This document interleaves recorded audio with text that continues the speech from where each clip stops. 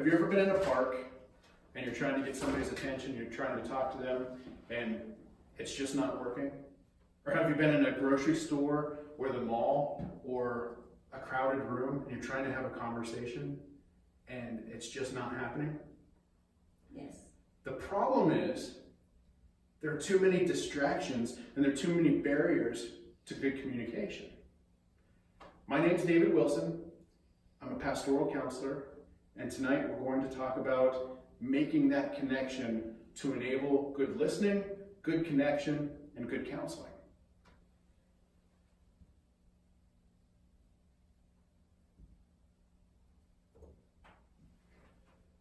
Part of good counseling is being able to do the following. You'll be able to assess the counseling setting, be able to look at the room where you're conducting your counseling sessions and pick out, okay, this is going to be a distraction, or I want this as part of my counseling setting in order to make my clients more comfortable. You're also going to be able to evaluate behaviors. You're going to look at behaviors and you're going to be able to say, okay, this behavior is a distraction to good attending skills. Or this behavior benefits the person that I'm trying to speak with. So with the evaluating behaviors, you're going to be able to look at those and you're going to be able to assess them on a 5-point acrostic solar. You're going to be able to look at each element and say, okay, this I'm doing right, this I'm doing right, in order to have better attending skills with your clients. Lastly, these techniques you're going to be able to synthesize. Everything that you're learning here, you're going to be able to take and incorporate it into your professional setting. You're going to be able to take it and move with it and enable that good counseling alliance, that therapeutic alliance that you want to have with your clients. So let me ask you this. What makes for good counseling? Active listening. Active listening. Okay.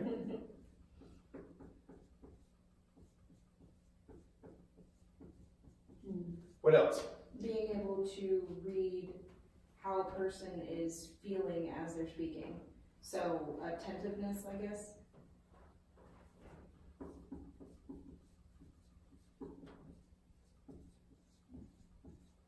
Okay. And based on the reading that we've done in Thomas and Sosin, what other things? Discernment. Discernment. Oh, I like it.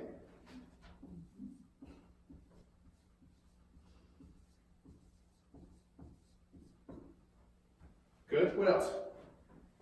Anything? Compassion. Compassion. Nice. Compassion's good. Patience as well. Good questions.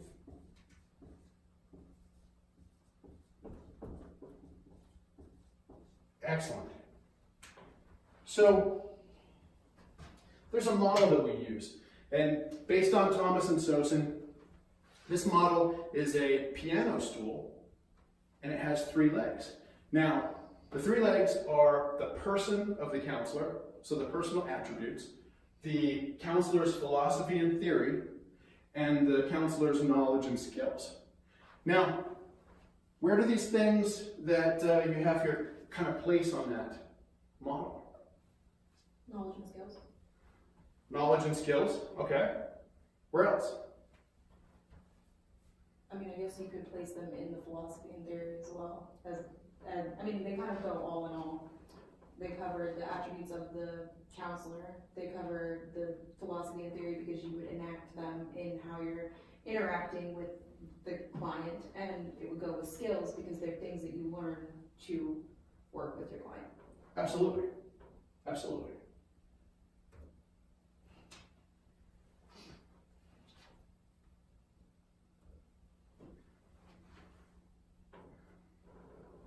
When we think about getting a connection, what do you think of as far as the Bible says? What kind of a connection? Relationship? Relationship? Absolutely. And I put this up here. What's the first verse in the Bible that talks about man's need for connection? Genesis 2:18 says, "Then the Lord God said, it is not good that man should be alone. I will make him a helper fit for him." So right at creation, God sees that we need connection. Why is it so important for man to have this connection?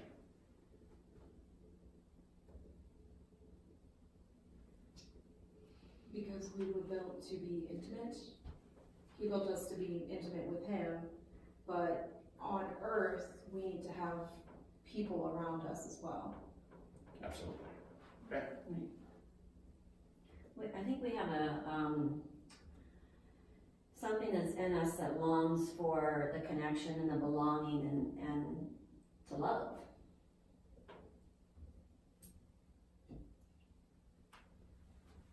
Absolutely. And the connection, when I look at this verse, then the Lord God said, it is not good that man should be alone. I will make him a helper, fit for him. Help. That really breaks down that connection to what we want to do. We want to be able to help those around us that are having struggles and some sort of affliction. We want to be able to help them through those times. So that connection, that desire for connection, is really a foundation for the help that we need as a race that needs connection, as a race that needs somebody else to walk along with us.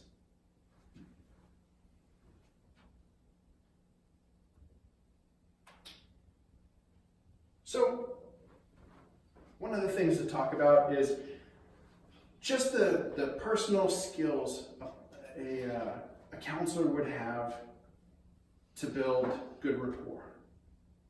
What kind of things come to mind? Comfort with each other. Absolutely. Comfort. What else? A certain level of openness, honesty. Excellent, yeah. And understanding. Okay. I think to build rapport with someone, you have to be really careful to find a balance between what you share of yours personally and what you allow to be just their story. That's great. Because they need to hear your story to feel comfortable with you, but you have to be careful not to make it all about you. Absolutely.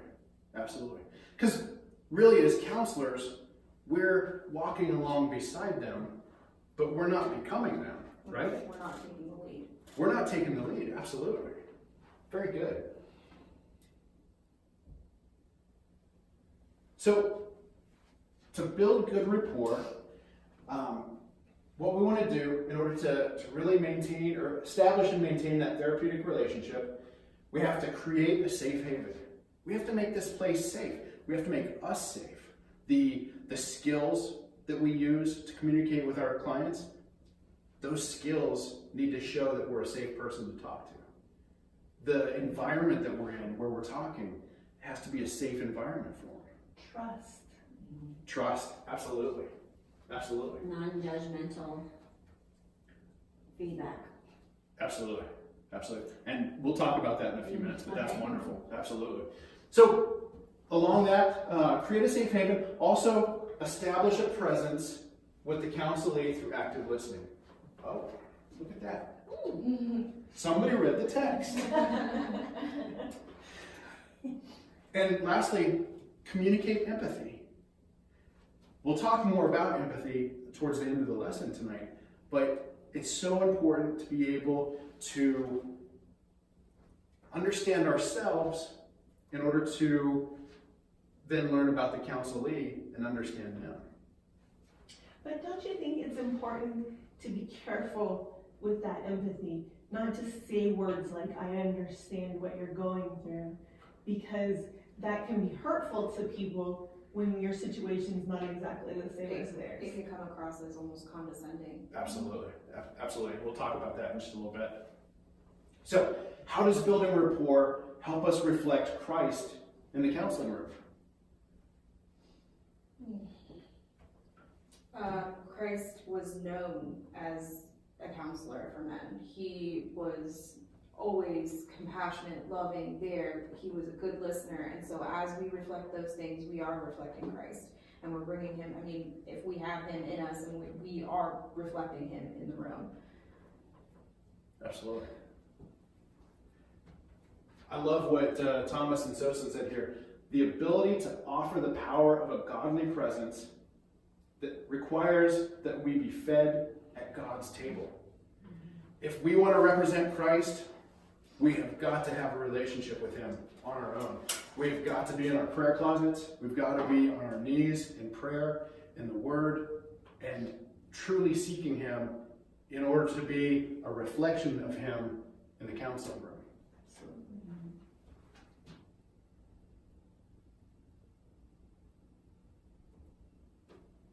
So, talking about a safe haven. When we think of a safe haven, you can categorize the conditions in two different areas: tangible and intangible.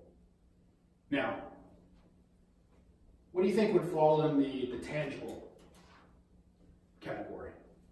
Comfortable place to sit. Very good, absolutely. Furniture, decor, kind of stuff, yeah. Good. The way we present ourselves. Yes. So open body language, maybe smile or. Would that be tangible or would that be intangible because you're reading somebody?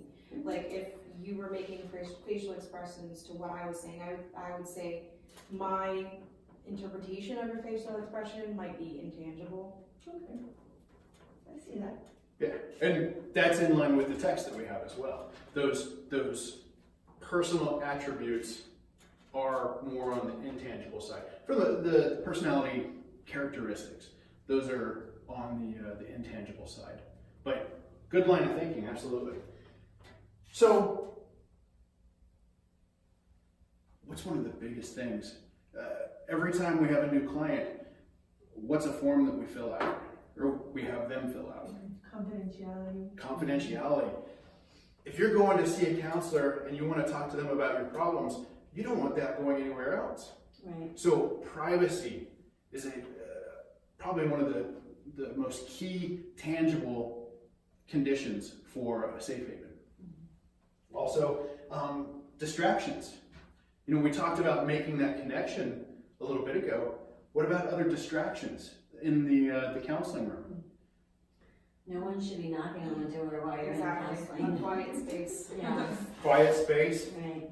no hammering outside or Right. anything like that. Right. Absolutely. No people walking through the door. Yeah.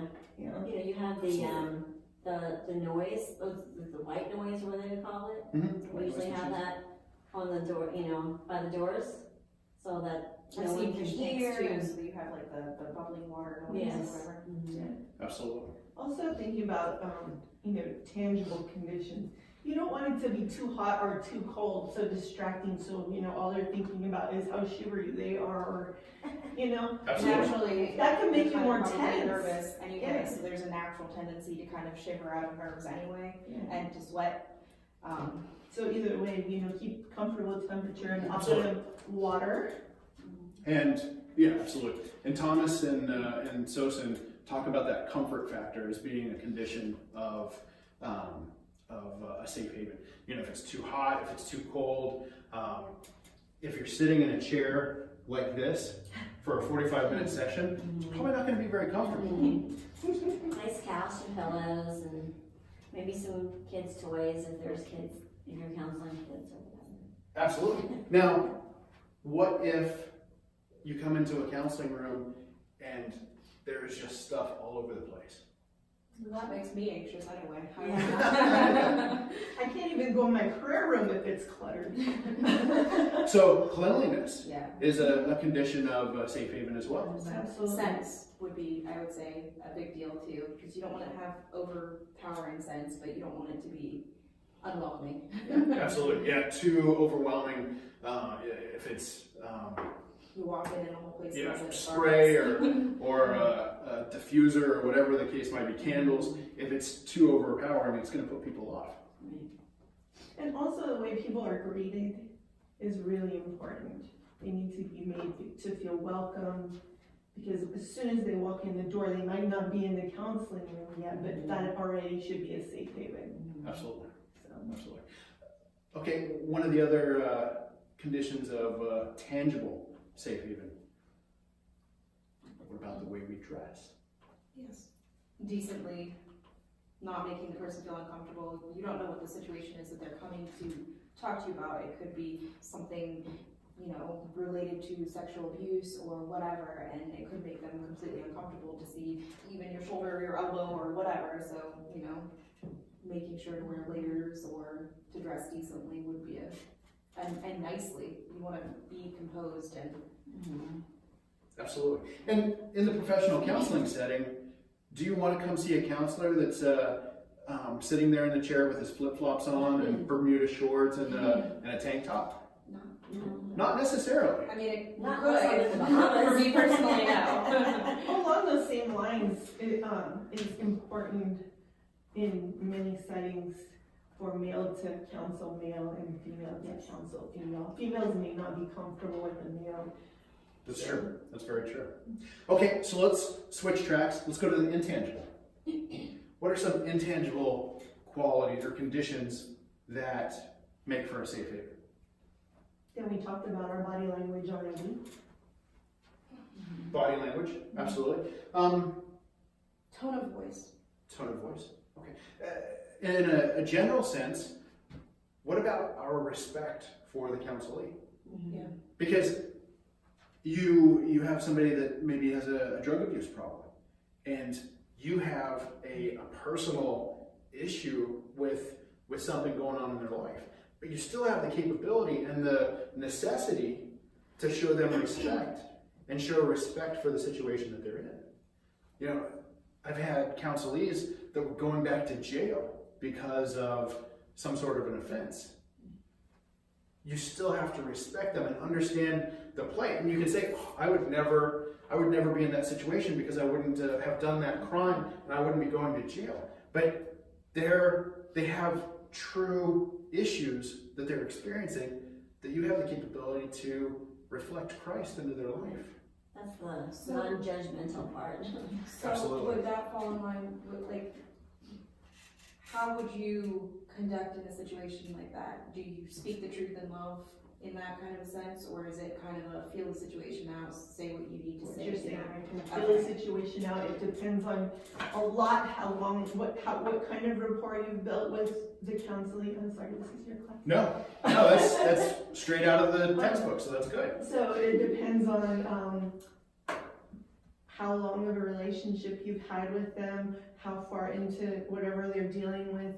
I mean, you have to really know the person to be able to speak the truth to them. And they need to feel that they trust you.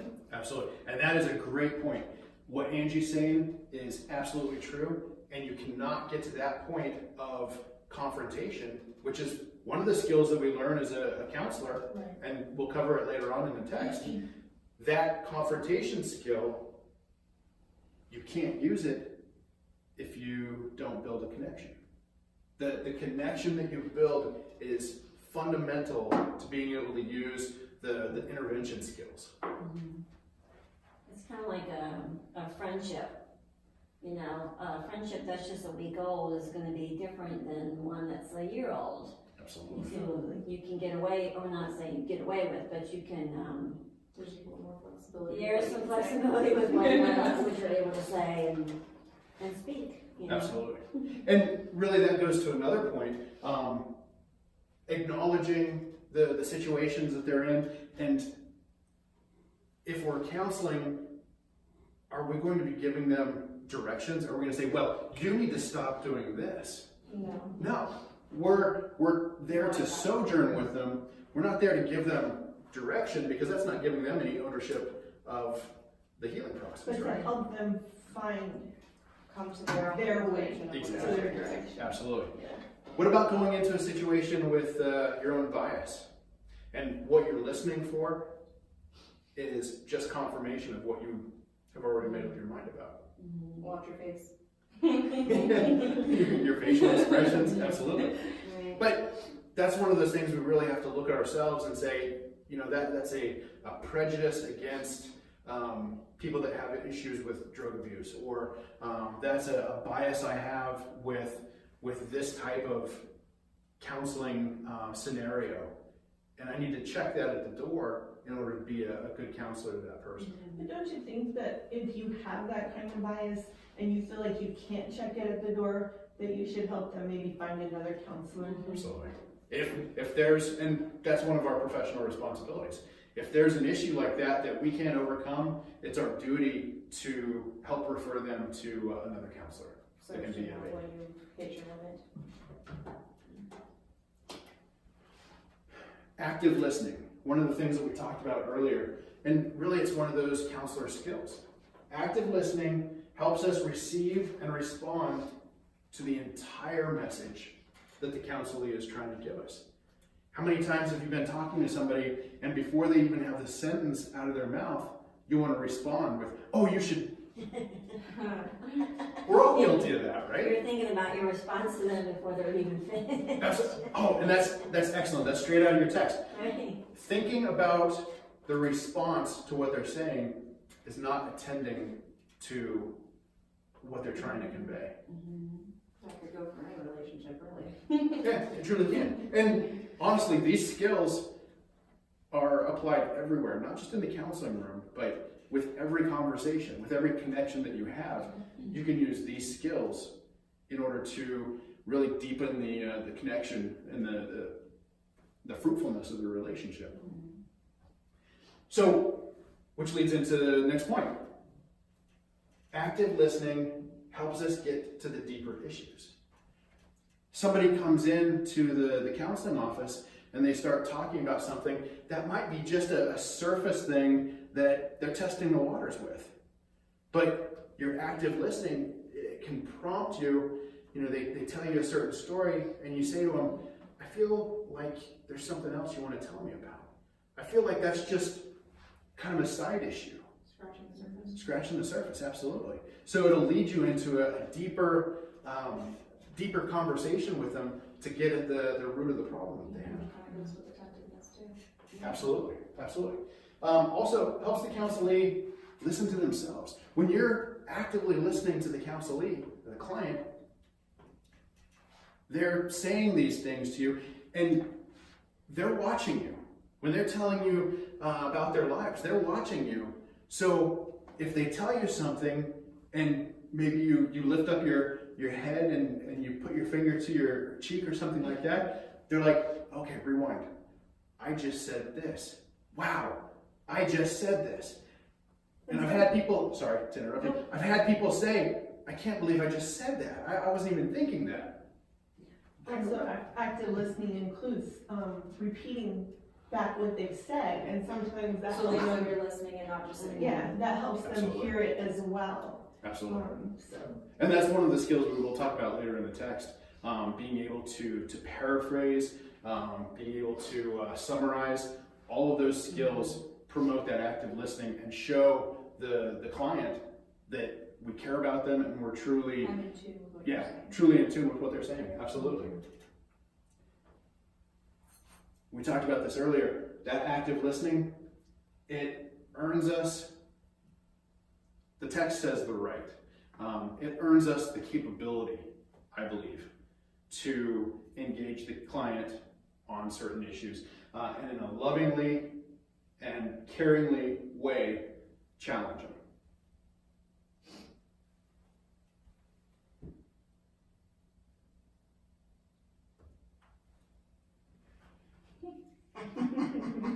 Using active listening skills. All right. Part of active listening isn't just what we're doing with our ears and with our mind, it's also what we're doing with our body. So Thomas and Sosin put a model together for us, solar. It's an easy one to remember. if we're sitting there in front of the counselee, the client, and we're kind of turned to the side, we're closing ourselves off, right? So sitting squarely with the client, an open posture. This is Does that what make you- happens when the room is too cold. Either the room is too cold or I'm not really impressed with my client. Yeah, it looks like an attitude. Yeah, absolutely. And sometimes you'll have a client that's kind of sitting there like that, and you can read into that, Right. but it doesn't really change our response. We move along, but we don't want to reflect that attitude in our stance. And most counselors should be taking notes. Yeah, you can't Have a repress file your if while you're you're taking writing. notes. Having said that, some counselors don't take notes because of confidentiality. I don't know Sometimes. how you remember anything about the client then unless you do that after they leave. It's true. Yeah. Yeah, it's very true. Another aspect of active listening, leaning in. You know, if you're sitting back, you almost look like you're reclining and maybe you're daydreaming a little bit. But if you're leaning in, that shows proximity. It shows that you want to be connected with the person. It shows them that you're there and you want to hear what they're trying to say. Eye contact. Eye contact is incredibly important because it shows that we're listening. It shows that we have care for them, we have compassion for them. Is it always the case? Because we're watching this too. Is it always the case if somebody's not making eye contact with us that something weird's going on? No. They might just be an introvert.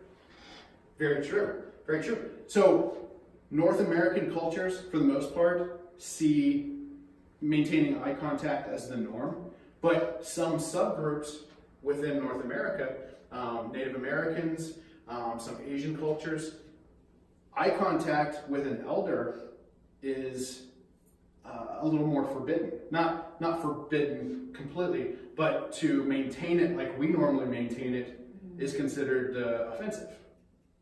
So understand your client before making an assessment, based on their eye contact. I would say, off of what you're saying there, you also have to read the generation. Like my generation, we're not including myself, I was taught to make eye contact, but a lot of people my age and younger don't make eye contact. Our face is in our phone, we're connected via social media and texting, and there's not that one-on-one connection anymore. That's true. So when you're speaking with somebody, you're kind of just all over the place. You're not really focused on that one person. That's true. Whereas baby boomers, eye contact. You know we're not baby boomers. I know right? that, I know that. Lastly, be relaxed. If you're sitting there and you're fidgeting, in this class, when I took it, I was paired up with a counselor, and she sat there and she was twiddling her thumbs.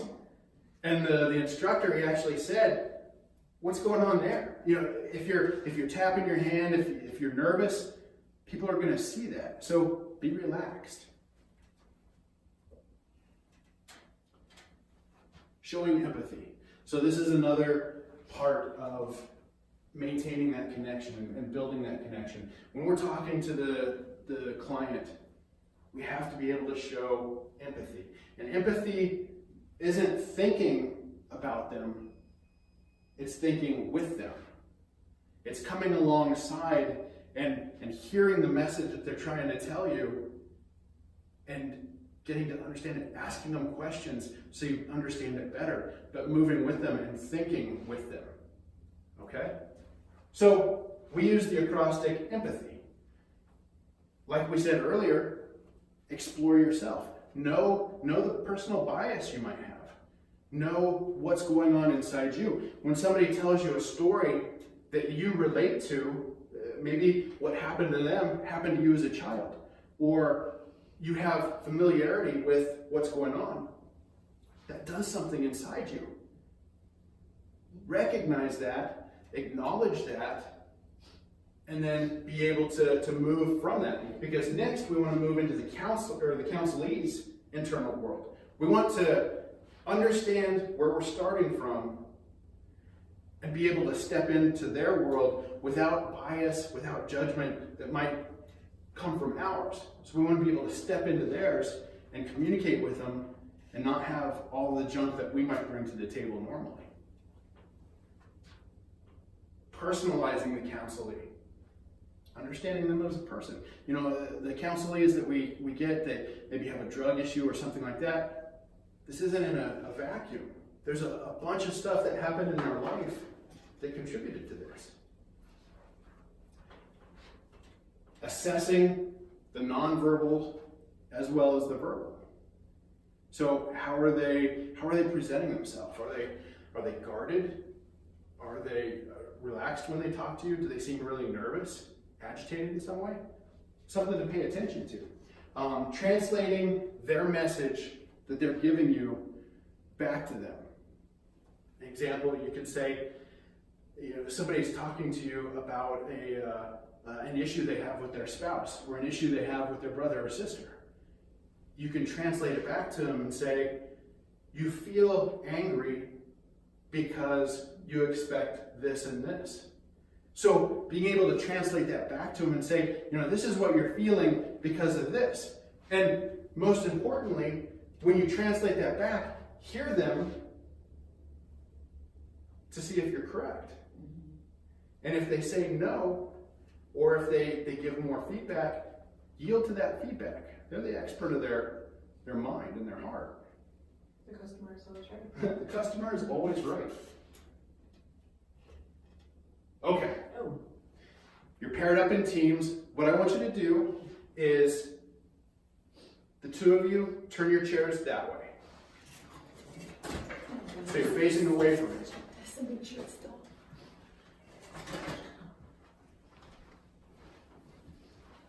So, what we're going to do is, you guys are facing away from me. You're not looking at me. I'm going to hold up a cue for you guys, and I want you to demonstrate that in body language. And we're going to see if these guys pick up on it. Okay?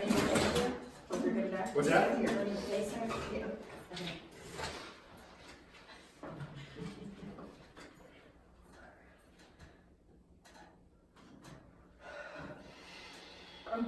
Frustration, yeah. Perfect. Very good.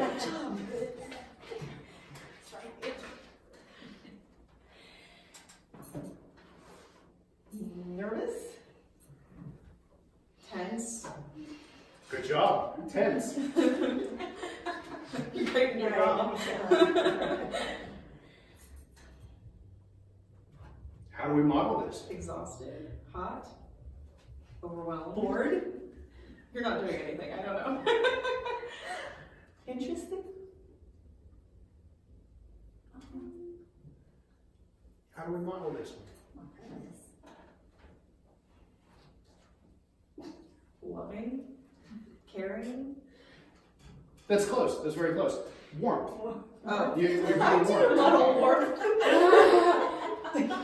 She went like, yeah, she did this, I said hot. Okay. Okay, change places. No. Okay. I'm not an actress. Oh, I are. I'm a genius. That's it? Oh. All right. I'm showing my interest. This one's big in the counseling world. Judging? Judgy. Judgmental? Close. Yeah, yeah, very close. Critical, being critical. Oh, okay. Ooh, know-it-all? Snooty. Snobbish? I'm better than you? That's what pious means. Yeah. Very Just good. find it, guys.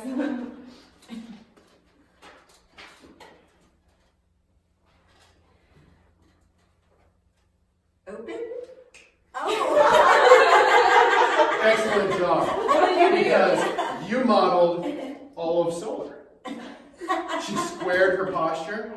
She maintained openness. I She was leaning in. Good job. I went like this. I'm open. All right. I'm looking at To you. summarize, we talked about active listening, how active listening puts you in a closer connection with the counselee to where you can actually help them. And to talk about our learning objectives, being able to assess the counseling setting and making sure that safe haven is created. So all of the distractions are gone, all of the things that would get between, all the boundaries to good counseling would be taken away. As we just practiced, you'd be able to model active listening, not just the getting the message that the client's trying to give you, but modeling a posture that really shows that openness. And lastly, being able to put all these techniques together to form the connection when we go further in the text and we learn the counseling techniques, the techniques for intervention, you'll have this connectedness as the foundation to then use those tools to help your clients. Do you have any questions?